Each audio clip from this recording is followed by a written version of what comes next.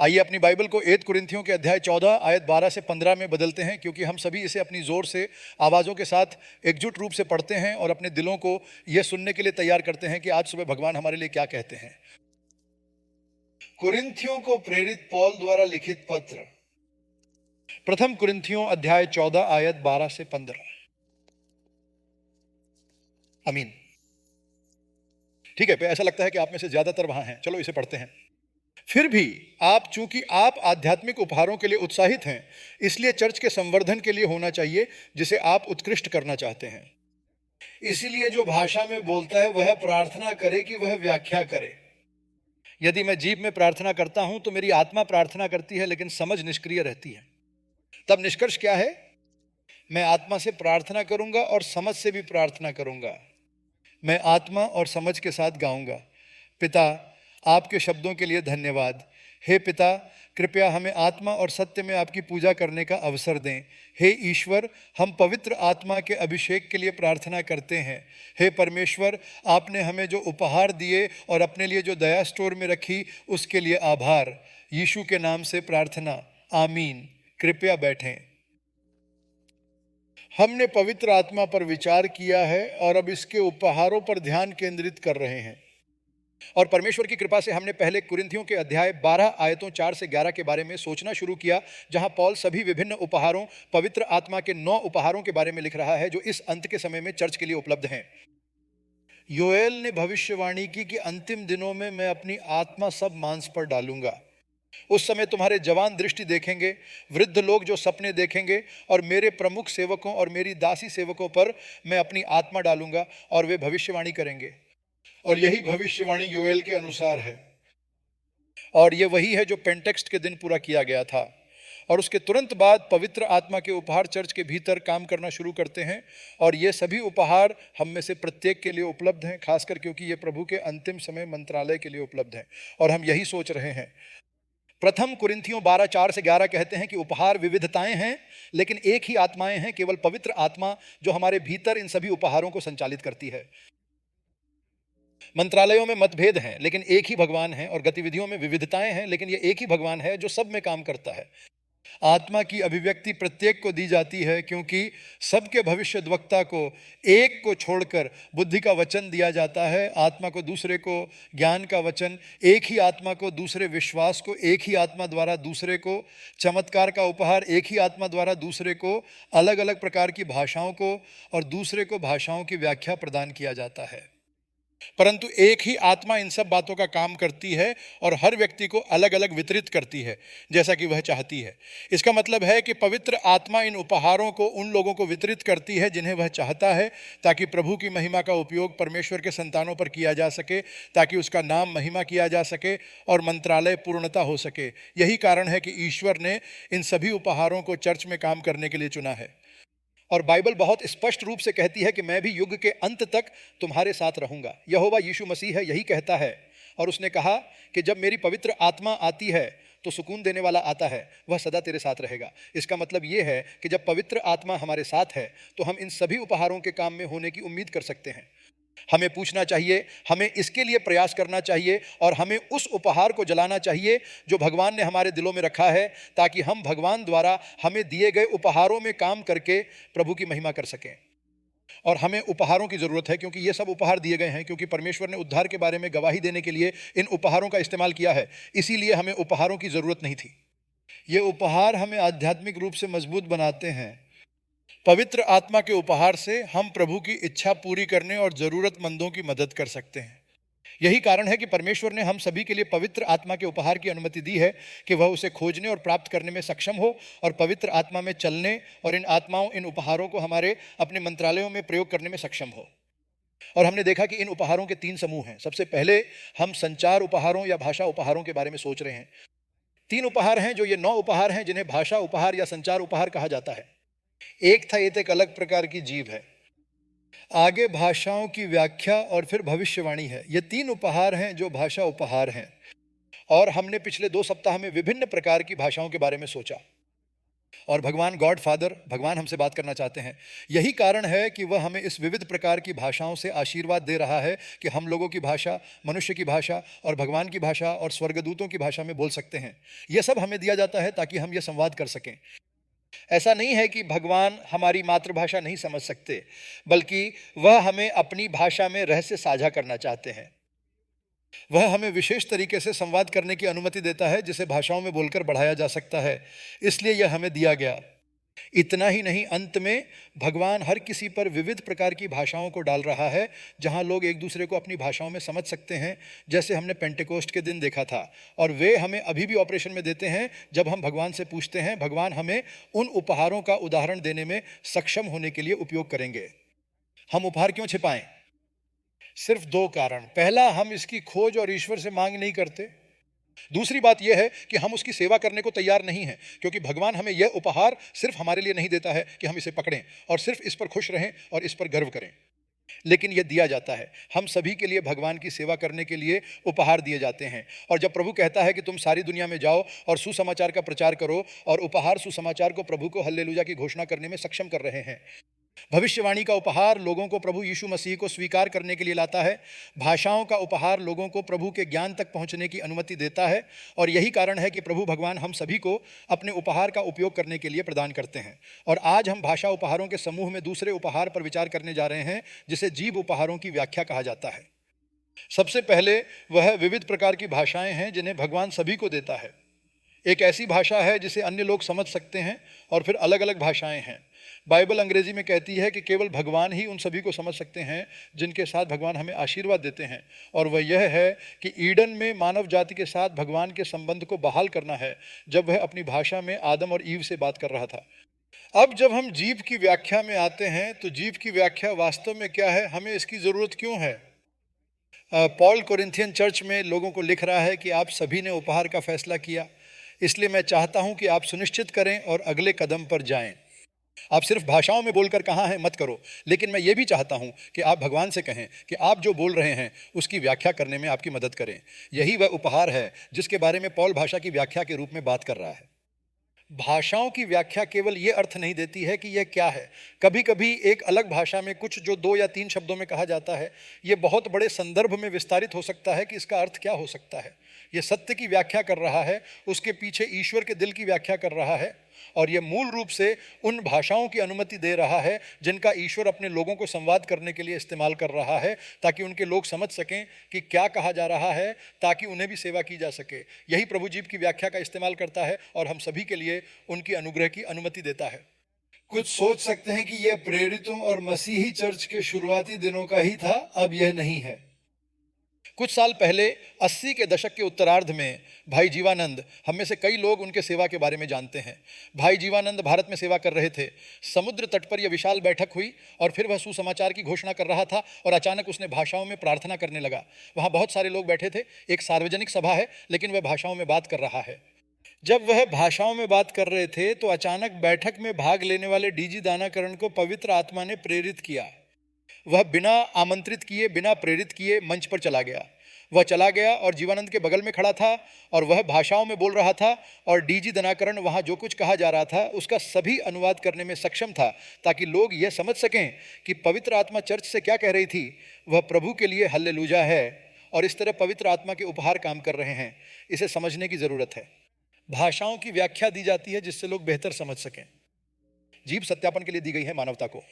भाषाओं की व्याख्या चर्च को सत्यापित करने की सुविधा देता है। जब तक कोई नहीं समझता कि क्या हो रहा है, तब तक उन्हें बिल्कुल भी संवर्धित नहीं किया जाएगा। और यही कारण है कि ईश्वर चर्च में भाषाओं की अनुग्रह और स्थानों की भाषाओं की व्याख्या देता है। बस कल्पना करो कि वहाँ एक ऑर्केस्ट्रा है। ऑर्केस्ट्रा में कई संगीतकार बजाते हैं। चर्च में उन सभी के अपने अपने किरदार हैं जिस तरह से खेलना है। जब हम एक साथ आते हैं तो पवित्र आत्मा का अभिषेक अलग अलग लोगों को अलग अलग क्षमताओं के साथ सक्षम बनाता है। जब वे एक साथ आएंगे तब प्रभु की बड़ी भलाई प्रकट हो जाएगी। प्रभु का दिल प्रकट होगा। यहाँ तक कि अब भी ऐसे चर्च हैं जो मूल रूप से पवित्र आत्मा के उपहारों में काम करते हैं। वे एक साथ आते हैं। वहाँ भाषा है, भाषा की यह व्याख्या जो सेवा के दौरान हो रही है। लेकिन फिर हमें सावधान रहने की ज़रूरत है कि ये सभी दुनिया के उपहार हाथ में कैसे काम करते हैं। हाथ में ऐसे लोग होना चाहिए जो इसे अच्छी तरह से समझने और कहने में सक्षम होना चाहिए। ये सही व्याख्या नहीं है या जो ईश्वर की ओर से नहीं है, और इसे आराम करने में सक्षम होना चाहिए। और यही वही कृपा है जो भगवान चर्च को दे रहे हैं। और क्यों उपहार संचालन में नहीं देखे जाते हैं? क्योंकि ऑर्केस्ट्रा का आधा हिस्सा गायब है। कुछ लोगों के पास उपहार हैं। चर्च को संवर्धित करने के लिए आवश्यक इसी उपहार नहीं है। यह चर्च में काम नहीं कर रहा है और यही कारण है कि हम इसे काम में नहीं देख रहे हैं। लेकिन आज हम भाषाओं की व्याख्या के बारे में अधिक समझने जा रहे हैं और भगवान से हमें अनुग्रह देने के लिए कहेंगे कि हम जो बोल रहे हैं उसकी व्याख्या करने में सक्षम हों। और कई बार जब आप हैं और जब आप भाषाओं में बोलते हैं, जैसा कि प्रभु आपके जीवन पर अनुग्रह देता है कि विभिन्न भाषाओं में बोल सकें, जब आप प्रार्थना करते हैं तो भगवान से पूछें, मैं जानना चाहता हूं कि मैं क्या प्रार्थना कर रहा हूं। ईश्वर आपको स्पष्ट रूप से समझ देगा कि आप क्या प्रार्थना कर रहे हैं। जब आप भगवान की प्रशंसा करते हैं तो आप समझेंगे।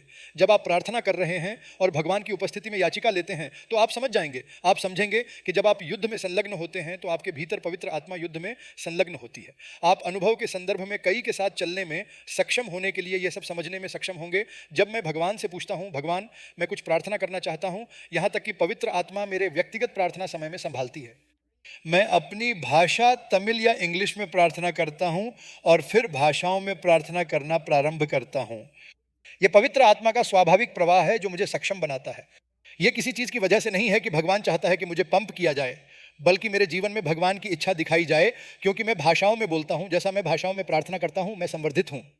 और यही कारण है कि भगवान ने हमें जीव का उपहार दिया है। और जीव का उपयोग भगवान की प्रशंसा करने के लिए किया जाता है, व्यक्तिगत पहचान के लिए, भगवान से रहस्य बोलने के लिए किया जाता है।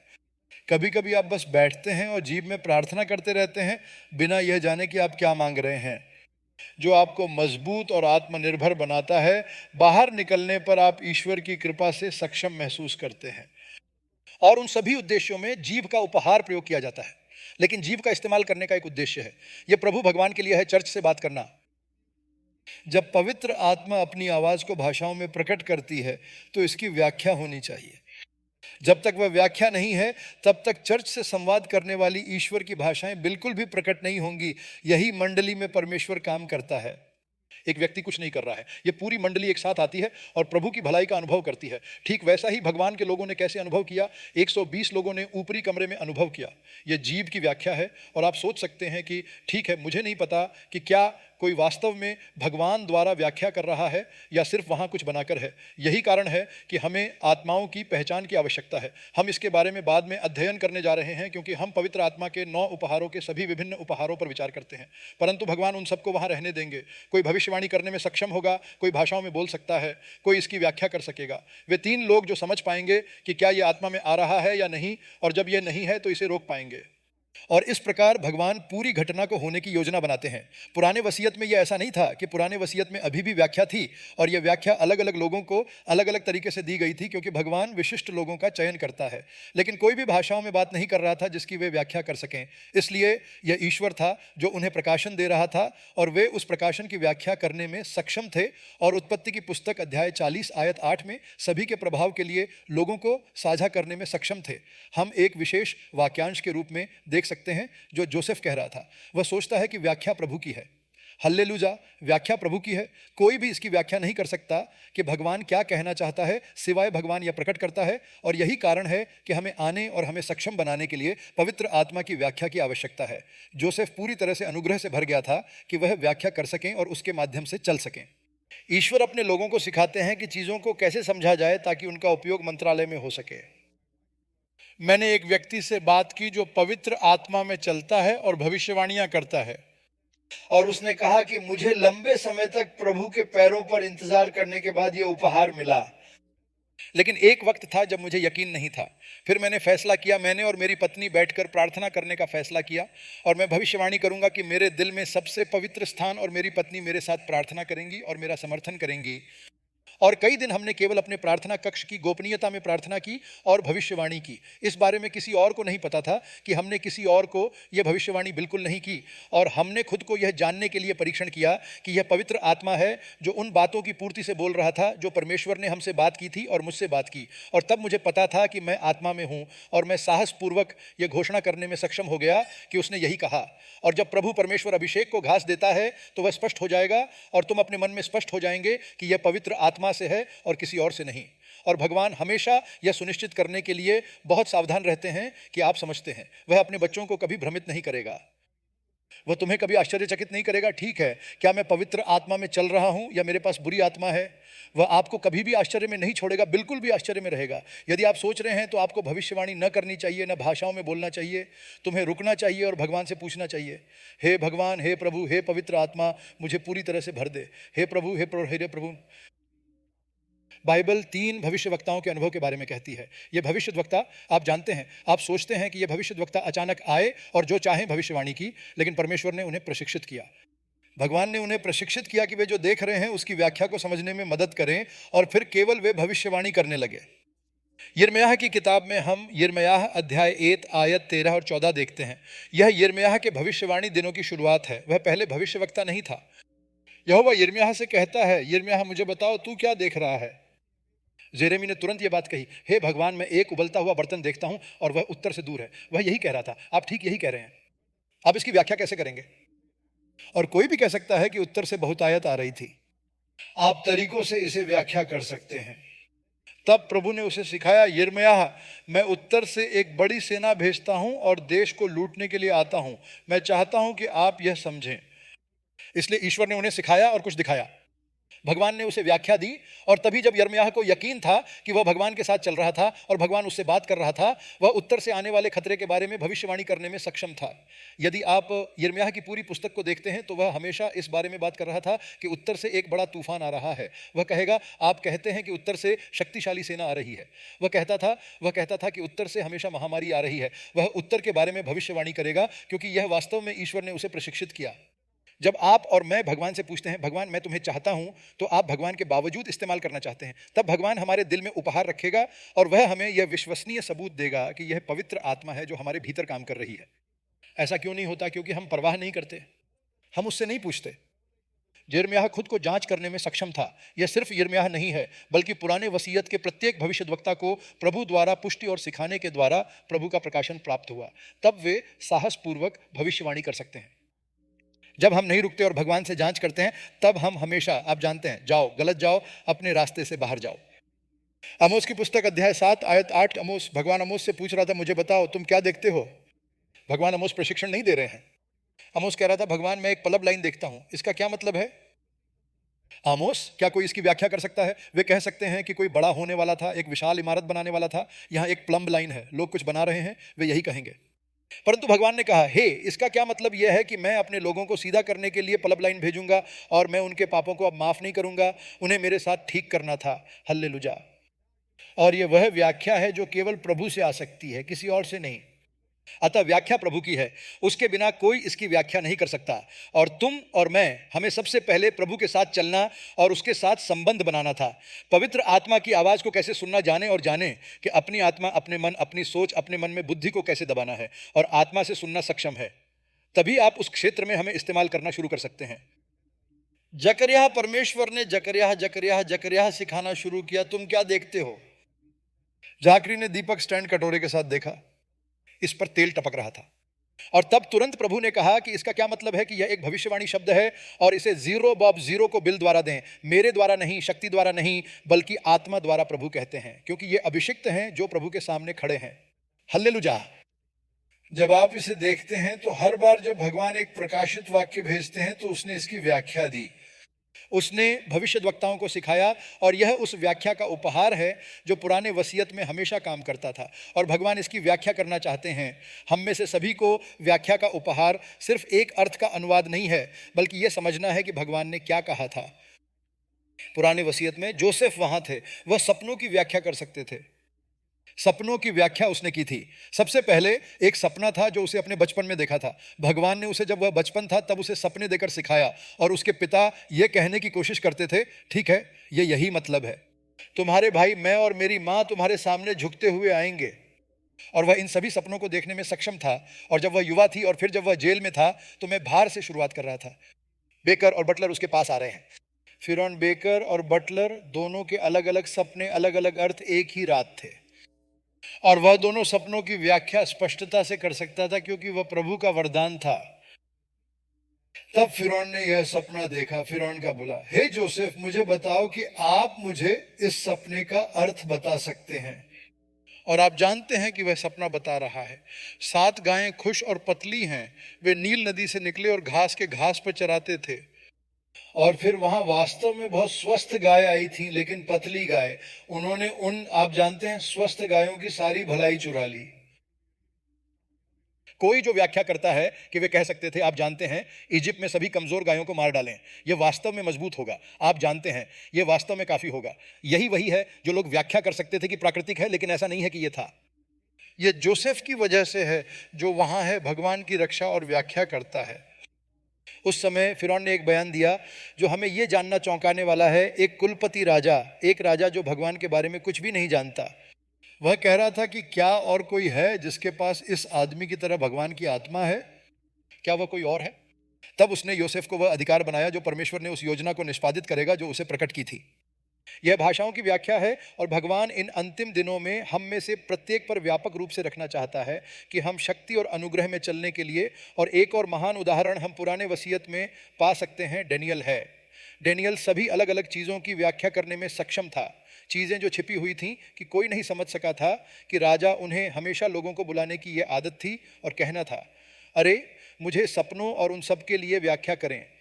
वास्तव में फिरौन, और मुझे क्षमा करें, नबूकदनेस्सर राजा, वह उन लोगों पर भरोसा नहीं कर रहा था जो उसे सपनों की व्याख्या दे रहे थे।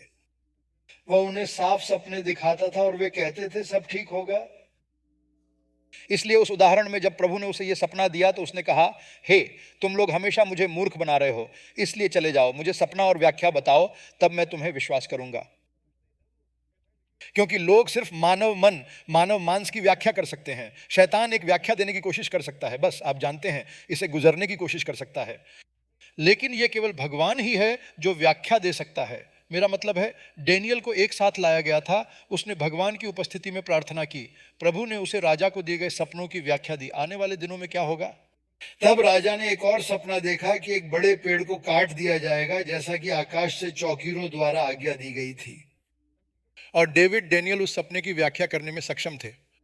और फिर मिलचासर ने कंक्रीट की दीवार पर कुछ लिखा था, वह लिखने में सक्षम था कि वह पढ़ें और उस शब्दों की व्याख्या करें कि अनेक अनेक शब्दों को मारने के लिए। ये सब व्याख्या के उपहार के उदाहरण हैं जो पुराने वसीयत में काम कर रहा है, जो पवित्र आत्मा ने भविष्यद्वक्ताओं को परमेश्वर के बच्चों के लिए किया, जिन्हें प्रभु के बुलाने के लिए चुना गया था। नए नियम में यहोवा कहता है, मैं अपनी आत्मा सब पर उंडेलूंगा। इसलिए हमें भगवान से व्याख्या के उपहार की प्रार्थना करनी चाहिए। हम समझेंगे कि क्यों हमें नए वसीयत के समय में इस उपहार की ज़रूरत है। फिर हम प्रार्थना करेंगे कि भगवान कृपा करें और हमारे साथ रहें। पवित्र आत्मा ही व्याख्या करता है और हमारे अंदर रहकर सच्चाई प्रकट करता है। पवित्र आत्मा के बिना व्याख्या असंभव होगी। और कई बार मैंने उदाहरण देखे हैं कि कैसे पवित्र आत्मा वहां दिए गए संदेशों को व्याख्या लाती है। कुछ दिन पहले मैं एक चर्च सेवा देख रहा था जो अमेरिका के एक चर्च में हो रही थी, टेक्सास में कहीं। मेरा मानना है कि यह चर्च स्थित है। वे एक घोषणा कर रहे थे, वे बस एक घोषणा कर रहे थे। घोषणा के समय किसी ने अचानक भाषाओं में बोलना शुरू कर दिया, और जिस क्षण जिस जीभ हुई, यह वीडियो पर है, आप इसे भी देख सकते हैं। जिस पल भाषाएं बोली गईं, सब बहुत शांत थे, बहुत शांत थे, और किसी ने कुछ भी नहीं बोला। यह कोई हंगामा नहीं था, यह नहीं कि हर कोई कुछ कहने की कोशिश कर रहा था।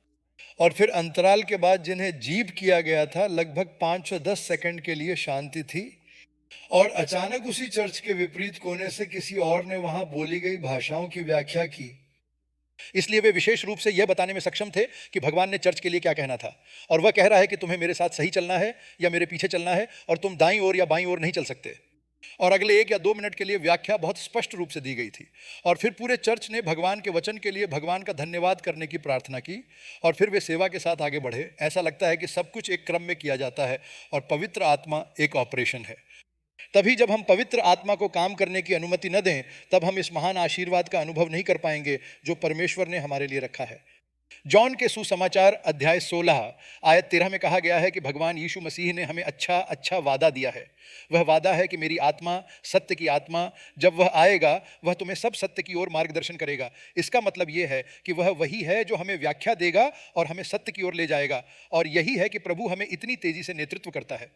तीन बातें हमें पवित्र आत्मा के उपहारों की आवश्यकता क्यों है कि जीव की व्याख्या का उपहार हमारे जीवन में काम करने के लिए। सबसे पहले जॉन का सुसमाचार अध्याय 4 बनाम 23 से 34। आप देखते हैं यीशु उस समय सामरी स्त्री से बात कर रहा था। वह कह रहा था कि वह समय आ रहा है जब सच्चे उपासक आत्मा और सत्य में पिता की उपासना करते हैं, क्योंकि पिता उसकी उपासना करने के लिए ऐसी मांग कर रहा है। परमेश्वर आत्मा है और जो उसकी उपासना करता है उसे आत्मा और सत्य में उपासना करनी चाहिए। अब यीशु उस पवित्र आत्मा के प्रकट के बारे में बात कर रहा था जो उसे स्वर्ग में ले जाने के बाद ही होने वाला था। उन्होंने कहा कि एक दिन आ रहा है और जो लोग पूजा करते हैं वे आत्मा और सत्य में पूजा करेंगे। और भाषाओं का उपहार और भाषाओं की व्याख्या का उपहार एक ही चिन्ह के दोनों पक्ष हैं। आत्मा में प्रभु की पूजा करते हैं और सत्य में प्रभु की पूजा करते हैं। समझ के साथ समझ। हमारे लिए एक समानांतर को स्पष्ट रूप से समझने के लिए कि हम पहले कुरिन्थियों के अध्याय 14 आयत 14 से 15 देख सकते हैं, जहां पौल कह रहा है कि जीभ वास्तव में कैसे काम कर रही है। वह प्रथम कुरिन्थियों 14 से 15 में कहता है कि यदि मैं जीभ में प्रार्थना करता हूं तो मेरी आत्मा प्रार्थना करता है, परंतु मेरी समझ अफल होती है। इसका मतलब है कि आपका मुंह उन भाषाओं को बोलता है जिन्हें आप पूरी तरह से समझ नहीं पाते हैं। आपकी समझ बिल्कुल भी योग्यता के बिना है। यह कैसे हुआ? क्योंकि जब दुश्मन एदेन के बगीचे में आया और उस आदमी से पहले एक आध्यात्मिक प्राणी था, वह आध्यात्मिक रक्षक के साथ अपनी आत्मा में बात कर रहा था। परंतु जब दुश्मन आया तो उसने कहा कि नहीं नहीं नहीं, तुम ये फल खा सकते हो और तुम भलाई और सत्य, भलाई और बुराई का ज्ञान प्राप्त करोगे और तुम परमेश्वर के समान हो जाओगे। फिर उन्होंने कहा कि उन्होंने मूल रूप से मनुष्य के मन और आत्मा को जीवन में लौटने के लिए सशक्त बनाया, न कि वह आत्मा जिसे भगवान ने जीवित रहने का इरादा रखा था। आत्मा मर गई क्योंकि परमेश्वर ने कहा था कि जिस दिन तुम खाओगे तुम मर जाओगे। इसका मतलब है कि मनुष्य में जो आत्मा थी वह मर गई, वह भगवान के साथ संवाद नहीं कर सका। लेकिन अब पाप की वजह से आत्मा को और अधिक सशक्तिकरण होने लगा। अब आत्मा भावनाओं का इस्तेमाल करने, आंकड़ों का इस्तेमाल करने, इन सब चीज़ों का इस्तेमाल करने की कोशिश कर रही है, मनुष्य पर नियंत्रण लेने की कोशिश कर रही है। और जब हम भाषाओं में बोलना और आत्मा में प्रार्थना करना शुरू करते हैं तो हमारी आत्मा निष्क्रिय हो जाती है। यही वजह है कि पौल यही कह रहा है, जब मैं जीव में प्रार्थना करता हूं तो मेरी आत्मा प्रार्थना करता है, परंतु मेरी समझ, मेरी आत्मा अफल होती है। मैं वास्तव में मेरे मन में प्रभु की उपासना नहीं करता। उस समय मेरी आत्मा उपासना नहीं करती, केवल मेरी आत्मा ही उपासना करती है। फिर वह कहता है कि मैं आत्मा के साथ प्रार्थना करूंगा और समझ के साथ भी प्रार्थना करूंगा। मैं आत्मा के साथ गाऊंगा और समझ के साथ भी गाऊंगा।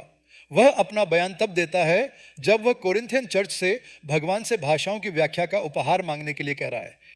उन्होंने कहा, आप भाषाओं में बोलते हैं जो अद्भुत है, लेकिन समझने के लिए आपको भगवान के अनुग्रह की आवश्यकता होगी। इससे आप सच्चे उपासक बन सकते हैं। यीशु ने सिखाया कि आप आत्मा और सत्य में उपासना करें। आज सुबह जब हम भगवान से मार्गदर्शन मांगते हैं तो हमें आत्मा और सत्य में उनकी उपासना करनी चाहिए। हम जीव और उसकी व्याख्या का उपहार मांग सकते हैं। भगवान हमें आशीर्वाद देंगे ताकि हम आत्मा और सत्य में उनकी उपासना कर सकें। दूसरा, हमें व्याख्या के इस उपहार की आवश्यकता क्यों है? पौलुस पहले कुरिन्थियों के अध्याय 14 आयत 12 में लिख रहा है।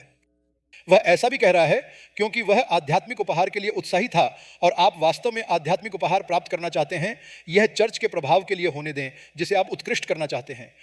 आप शब्द को रेखांकित कर सकते हैं और उत्कृष्टता की दिशा में काम कर सकते हैं। इसका अर्थ है कि आपको दिए गए उपहार का विकास और पालन करना आवश्यक है। आप उस उपहार को छिपा नहीं सकते और उसके साथ कुछ भी नहीं कर सकते। आपके पास भाषाओं का उपहार हो सकता है और लंबे समय तक हमेशा के लिए भाषाओं में बोलते रह सकता है और कुछ भी नहीं कर सकता है। यीशु ने प्रतिभाओं के बारे में एक दृष्टांत दिया जिसे हम सभी जानते हैं। एक राजा ने अपने सेवकों को उनकी योग्यता के अनुसार जिम्मेदारी दी। लौटने पर जिसने 5 प्रतिभाएं विकसित की, उसने 5 और अर्जित करके उसे लौटाया।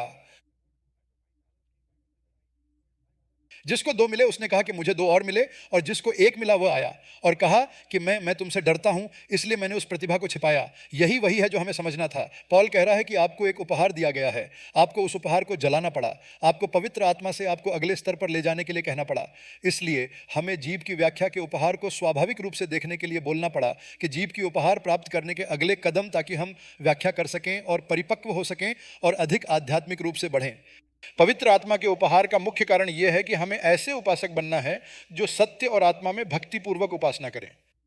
दूसरा, हमें जीभ की उस व्याख्या के उपहार की आवश्यकता है ताकि हम सुनिश्चित कर सकें और अगले कदम पर जा सकें और ईश्वर से उस उपहार को विकसित करने में मदद करने के लिए कहें जो ईश्वर ने हमारे जीवन में निवेश किया है। इसलिए हम भगवान से इसकी मांग करते हैं, तब भगवान हमें उस उपहार से आशीर्वाद देंगे।